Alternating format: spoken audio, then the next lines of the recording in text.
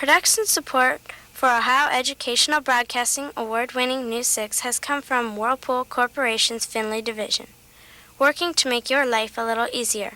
Additional support has come from the Northwest Ohio Educational Technology Foundation and from this public television station.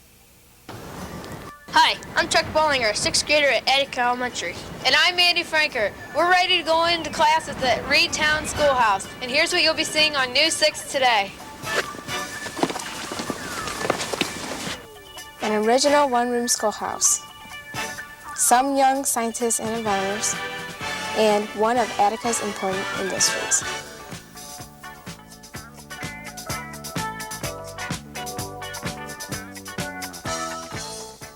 Hi, and welcome to News 6.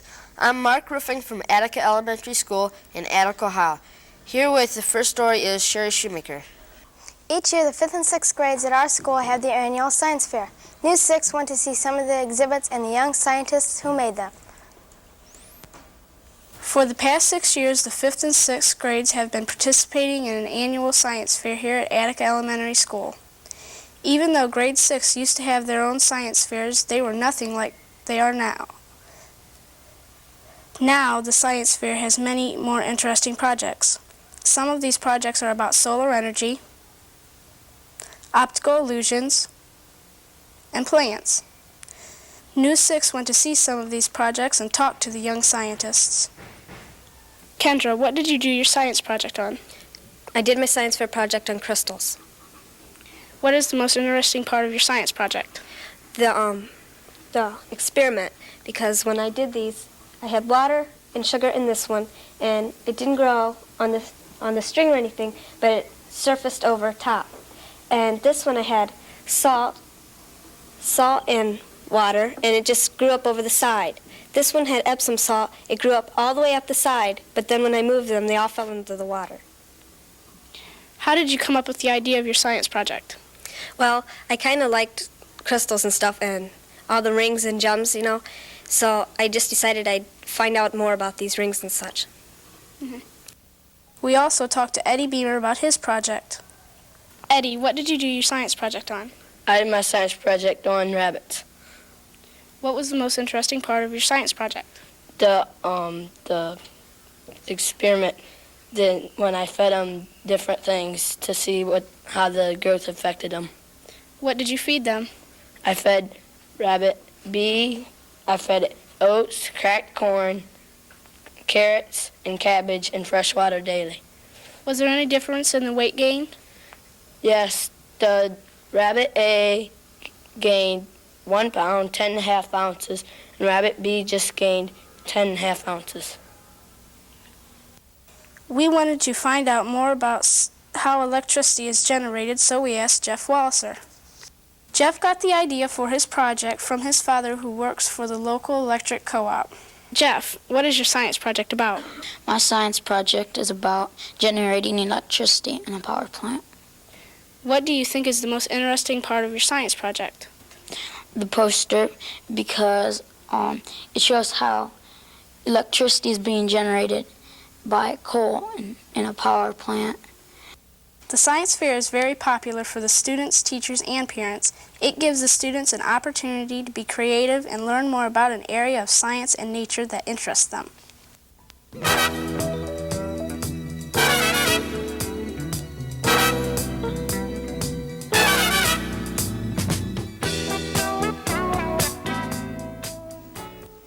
Today's show is being produced by the 6th graders of Attica Elementary School in Attica, Ohio.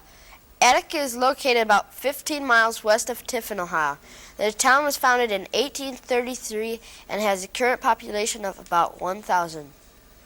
One of the important industries in Seneca County has recently changed its name and the product that it makes. News 6 went to St. Stephen's, Ohio. Find out more about this company. One of the important industries in the Attica area is Seneca Tile. This company, which used to be St. Stephen's Tile, manufactures floor tile. Seneca Tile is still located in the town of St. Stephen's, just a few minutes from Attica. The current owner and operator is Mr. Jim Fry. We asked Mr. Fry some questions about Seneca Tile and his manufacturing processes. Mr. Fry, how long has your company been open? The original company was opened in 1906. As the present company, Seneca Tiles, we've been open since 1978. How many people work here? We have approximately 30 employees. How long does it take to manufacture one order?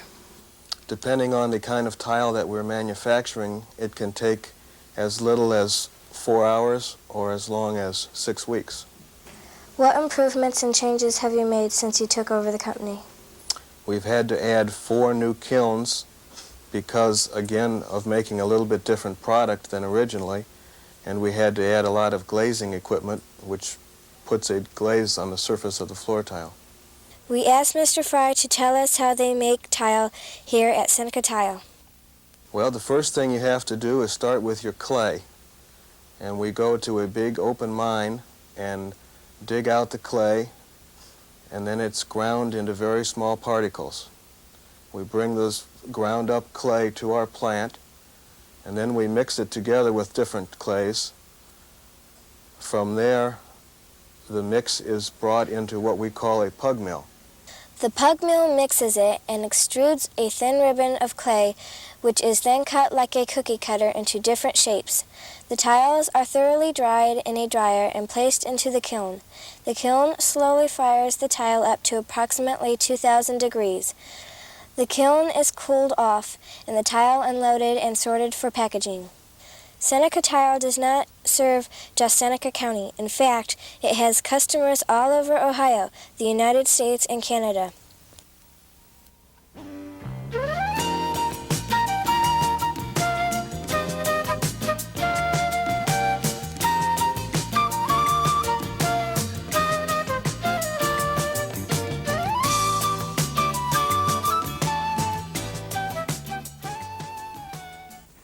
Many of us have heard about the one-room schoolhouses of the past here in Attica.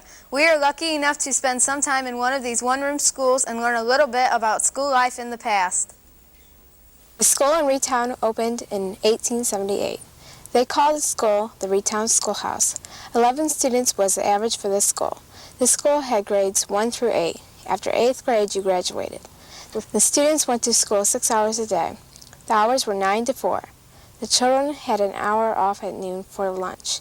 Everybody packed their lunch, except if you lived close by, you could go home for lunch. Retown Schoolhouse has a very large playground. The older kids always liked playing baseball.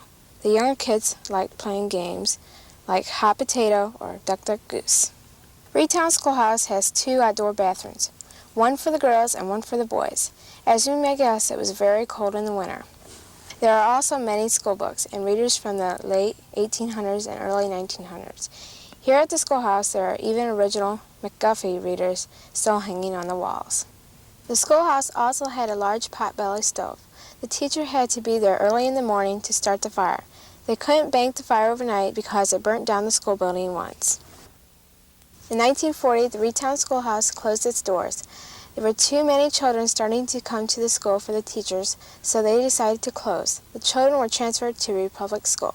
To celebrate the Year of Reflections bicentennial of the Northwest Ordinance, which established public education, each class of students at Attica Elementary will be spending a school day with their teacher at the Retown Schoolhouse this spring when the weather gets warmer.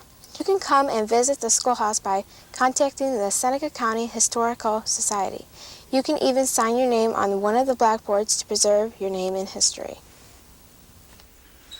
That's all for this week's show. Join us next week as News 6 travels to Forest, Ohio.